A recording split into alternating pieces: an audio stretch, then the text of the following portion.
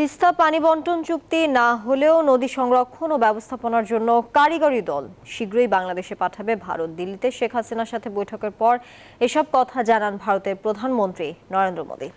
এ ঘোষণায় ফের আশায় বুক বেঁধেছেন উত্তরের বাসিন্দারা। বিশ্লেষকরা বলছেন, তিস্তা মহাপরিকল্পনা বাস্তবায়ন হলে বদলে যাবে উত্তরাঞ্চল।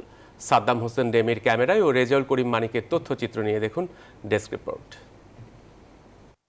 তিস্তার পানি বন্টন নিয়ে বাংলাদেশ ভারত দুদেশের মধ্যে চুক্তির কথা হচ্ছে প্রায় 2 দশক ধরে, কিন্তু আশ্বাসে থেমে আছে তিস্তা চুক্তি, অগ্রগতি সামান্যই।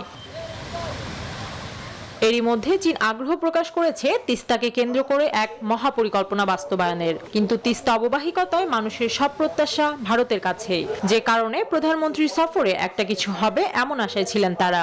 তিস্তা মহাপরিকল্পনা পানি ব্যবস্থাপনা, এই পানি ব্যবস্থাপনা ঢলের পানি, বর্ষার পানি, ভাঙনের পানি কিভাবে আমরা ম্যানেজমেন্ট করব সেই ব্যবস্থাপনা।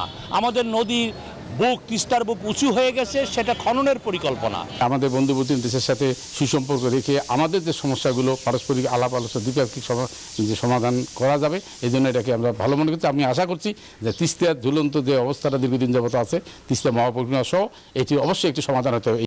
একজন নদী গবেষক বলছেন, তিস্তা মহাপরিকল্পনা বাস্তবায়ন সম্ভব হলে শুধু তিস্তা তীরবর্তী জনগোষ্ঠী বা উত্তরবঙ্গ নয়, তার সুফল ভোগ করবে গোটা দেশ। 2011 সালে তিস্তার পানি বন্টন চুক্তি চূড়ান্ত হয়েছিল। সেই চুক্তির কাগজপত্র সবকিছু আছে। এখন নতুন করে টেকনিক্যাল কমিটি আসার মানে হচ্ছে এটা আরও দীর্ঘ থেকে দীর্ঘতর হওয়া। পিছিয়ে পড়া রংপুর অঞ্চলকে এগিয়ে নিতে তিস্তা ঘিরে স্বপ্ন বাস্তবায়ন হবে প্রত্যাশা উত্তরবঙ্গের কয়েক কোটি মানুষের। Desk report, news 24।